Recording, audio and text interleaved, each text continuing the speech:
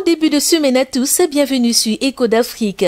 Les autorités centrafricaines viennent de remettre à la Cour pénale internationale un ancien commandant de l'ex-Seleka, Mohamed Saïd Abdelkani, puisqu'il s'agit de lui, est soupçonné de crimes de guerre et crimes contre l'humanité qui auraient été commis à Bangui en 2013. C'est le premier Seleka à être remis à la CPI. Le mandat d'arrêt de la Cour contre lui date de janvier 2019. Il a été arrêté mercredi dernier à Bria, sa ville de naissance, dans l'est de la Centrafrique. Détenu quelques jours au camp de Rousse à Bangui, il va désormais séjourner à la prison de La Haye. Âgé de 50 ans, Mohamed Saïd Abdelkani est réputé avoir été très proche en 2013 de Michel Djotodia, alors chef de la Seleka lors du conflit sanglant qu'il a opposé à des milices anti-Balaka après le renversement de l'ancien président François Bozizé. À en croire la CPI, sa comparution initiale aura lieu dans les meilleurs délais.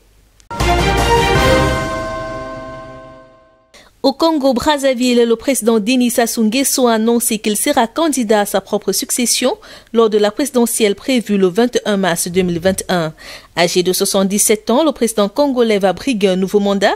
Denis Sassou Nguesso, qui cumule 36 années à la tête du Congo avant de se prononcer, avait été investi candidat à la présidentielle par sa formation politique, le Parti congolais du travail, et 16 autres formations alliées de la majorité. Le président Denis Sassou Nguesso a réitéré son engagement à poursuivre dans la paix la marche du pays vers le développement. Il a également promis que le scrutin se déroulera dans la transparence. Au Malawi, la Haute Cour a rejeté la demande de Peter Mutharika de pouvoir accéder à nouveau à ses comptes bancaires. En août 2020, le bureau anticorruption avait gelé les comptes personnels de l'ancien président et de son épouse dans le cadre d'une enquête visant à découvrir son rôle dans un scandale de ciment estimé à 5 milliards de kwacha, soit 6,6 milliards de dollars. Le bureau affirme notamment que le numéro d'identification fiscale de Peter Mutharika aurait été utilisé pour importer du ciment en franchise de droit entre 2018 et 2019. Par l'intermédiaire de ses avocats, le président du Malawi de mai 2014 à juin 2020 avait demandé à la Haute Cour d'annuler cette restriction pour profiter à nouveau de ses comptes à la Banque nationale du Malawi et à la Standard Bank. Peter Mutharika s'était présenté comme le président anticorruption lors de sa réélection en 2019. L'ancien avocat de 80 ans s'est retrouvé depuis impliqué dans plusieurs affaires de pots de vin.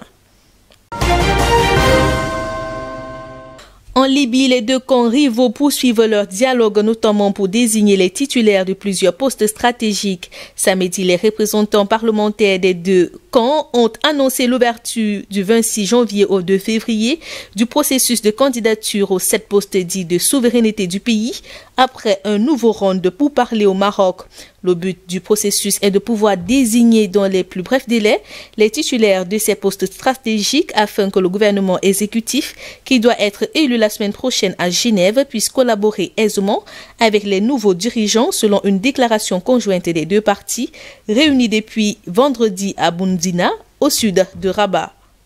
Ces postes concernent les hautes instances du pays, notamment gouverneur de la Banque centrale, procureur général, président de l'autorité de contrôle administratif, de l'instance nationale de lutte contre la corruption, de la haute commission électorale libyenne et de la Cour suprême, selon la même source. Le dialogue politique organisé au Maroc est destiné à contribuer au processus de règlement en Libye, pays plongé dans le chaos depuis la chute en 2011 du régime de Mouammar Kadhafi. Au Ghana, des hommages officiels à l'ancien président Thierry Roylin auront lieu ce lundi et mardi dans la capitale. Décédé le 12 novembre 2020 à Accra, ses rites funéraires ont débuté dimanche 24 janvier dans la capitale ghanéenne.